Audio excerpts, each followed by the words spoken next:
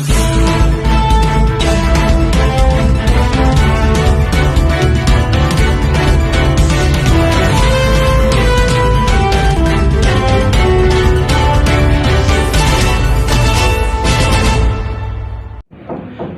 मैं आसमान शाह। हमारे चैनल पे आपका एक बार फिर स्वागत है। कहा जाता है कि दिल्ली का रास्ता लखनऊ से होकर गुजरता है।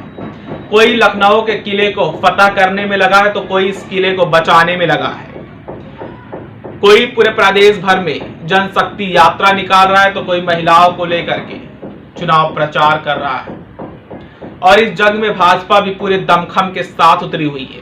भाजपा भी पूरे प्रदेश भर में जन विश्वास यात्रा निकाली हुई है। भाजपा की ओर से निकाली गई जन विश्वास यात्रा आज सोनभद्र जिले में पहुंची। जन विश्वास यात्रा आगे चलकर एक सभा में परिवर्तित हो गई। इस सभा में पहुंचे मुख्यमंत्री योगी आदित्यनाथ ने जनपद को करीब 514 करोड़ रुपए की सौगात दी।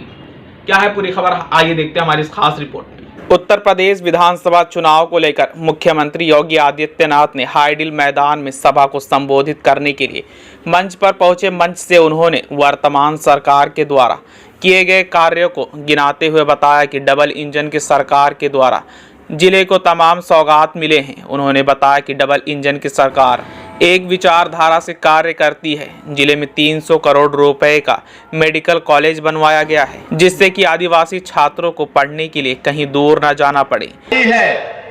और साथ में मेडिकल कॉलेज की सौगात भी आपके लिए लेकर के आई है। इसके साथ ही उन्होंने बताया कि 2017 से पहले दंगे होते थे, गुंडों की सरकार थी और पहले राम भक्तों पर गोलियां चलाई जाती थी। अब राम मंदिर का निर्माण हो रहा है और राम भक्तों पर पुष्पों की वर्षा हो रही है। आज आपने देखा होगा दंगाई प्रदेश के अंदर आज के दिन पर कहीं सिर नहीं उठा सकता। कोई दंगाई प्रदेश के अंदर सिर नहीं उठा सकता। मुख्यमंत्री ने बताया कि प्रधानमंत्री की देखरेख में काशी विश्वनाथ कॉरिडोर बनाया गया। वर्तमान सरकार में माफियाओं की जगह या तो जेल है या तो ऊपर है। उन्होंने अपने भाषण के दौरान बताया कि 19 दिसंबर से जन विश्वास यात्रा में लोगों का हुजूम उमड़ रहा है। इसके साथ ही उन्होंने सरकारी free vaccination, free medical, free सुविधा, फ्री राशन व अन्य सरकारी सुविधाओं की व्यवस्था सरकार के द्वारा लगातार दी जा रही है। उन्होंने भारतीय वैक्सीनेशन के बारे में बताया कि विदेशों में कोरोना के नए वेरिएंट से काफ़ी लोग प्रभावित हैं, जबकि भारत की वैक्सीन इतनी अच्छी है कि जिन्होंने वैक्सीन के 2 डोज लगवा लिए हैं उनका कोरोना वायरस कुछ नहीं कर पाएगा। उन्होंने बताया कि मार्च 2022 तक जिले के हर गांव में हर घर नल योजना के तहत शुद्ध पेयजल उपलब्ध कराया जाएगा। सोनभद्र का एयरपोर्ट जल्द ही बनकर तैयार होगा। मुख्यमंत्री ने कहा कि पहले चाचा भतीजे की सरकार ने जनता के सुविधाओं में अपनी सुविधा देखते थे, अब जनता की सुविधा को जनता तक पहुंचाया जा रहा है। हमारी सरकार ने 300 से पहले 500 किया और अब 500 से हर महीने 1000 रुपया हर दिव्यांगजन को सरकार पेंशन देने का कार्य करेगी, जिससे किसी दिव्यांगजन को किसी के सामने हाथ फैलाने की नौबत ना आने पाए।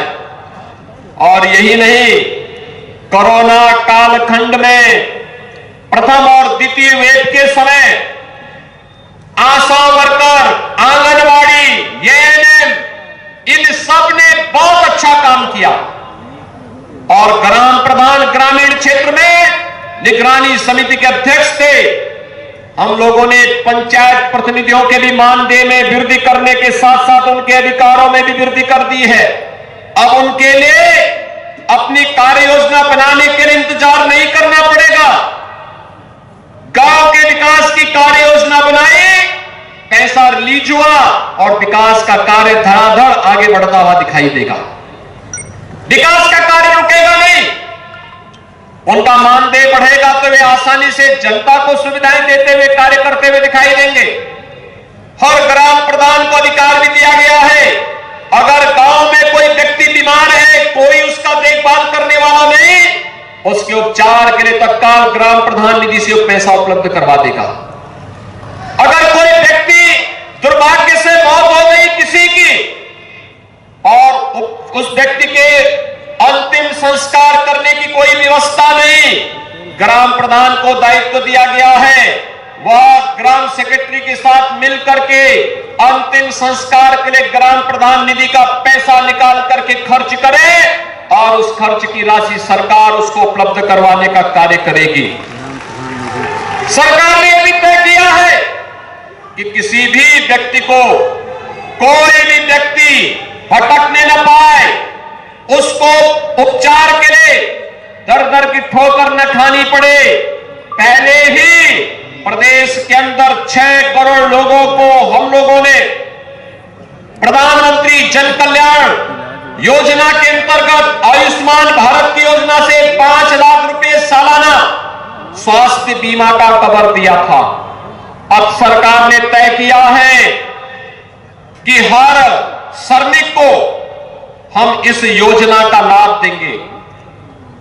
यानी उन 6 करोड़ लोगों के साथ साथ 3.5 करोड़ श्रमिक भी इस योजना के साथ जुड़ेंगे और सरकार आने वाले समय में आंगनवाड़ी, आशा वर्कर, एएनएम, रसोइया और जितने भी हमारे अन्य श्रमिक होंगे, स्ट्रीट वेंडर होंगे, इन सबको इस योजना के साथ जोड़ करके कोई भी व्यक्ति उपचार के लिए भटकेगा नहीं। सरकार जैसे फ्री टेस्ट कर रही है, फ्री उपचार कर रही है, फ्री में वैक्सीन, सबको वैक्सीन देने की व्यवस्था कर रही है, ऐसे ही हर प्रकार की बीमारी में उपचार के लिए उस प्रकार की सुविधा सरकार फ्री में उपलब्ध कराने का कार्य करेगी। भाइयों बहनों, सोनभद्र और आसपास के जनपदों में पेयजल का संकट सदैव होता था। आज यहां पर हर घर नल की योजना प्रभावी ढंग से लागू हो चुकी है। हमारा प्रयास है कि मार्च 2022 तक सोनभद्र जनपद के हर गांव में पेयजल की स्कीम लागू हो जाए और पेयजल की स्कीम भी केवल औपचारिकता के लिए नहीं, जो कार्यदायी संस्था कार्य कर रही है अगले 10 वर्षों तक उस योजना के रखरखाव की जिम्मेदारी भी उसी की होगी।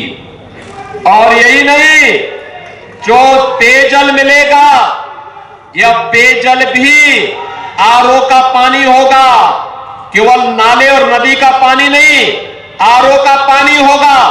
बोतल में बंद पानी से अगर आप इसकी तुलना करेंगे तो आपके घर में हर घर नल योजना से आने वाला पानी ज्यादा शुद्ध होगा। किसी भी बोतल बंद पानी से अच्छा पानी आपके घर में पहुंचाने की कार्रवाई केंद्र और प्रदेश सरकार कर रही है।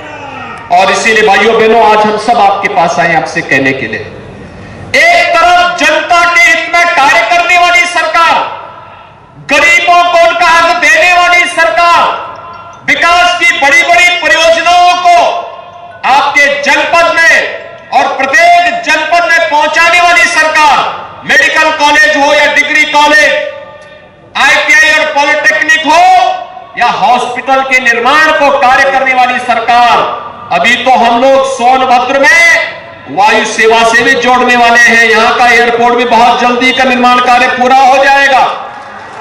यहां के हमारे विधायक और सांसद लगातार हमसे इस बारे में कहते थे, युद्ध स्तर पर कार्य चल रहा है और बहुत शीघ्र सोनभद्र का एयरपोर्ट भी प्रारंभ होगा।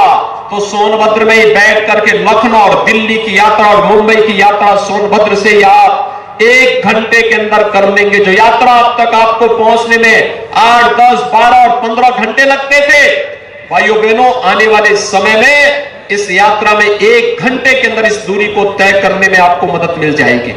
और इसीलिए सोनभद्र से शक्तिपाल की एक रिपोर्ट।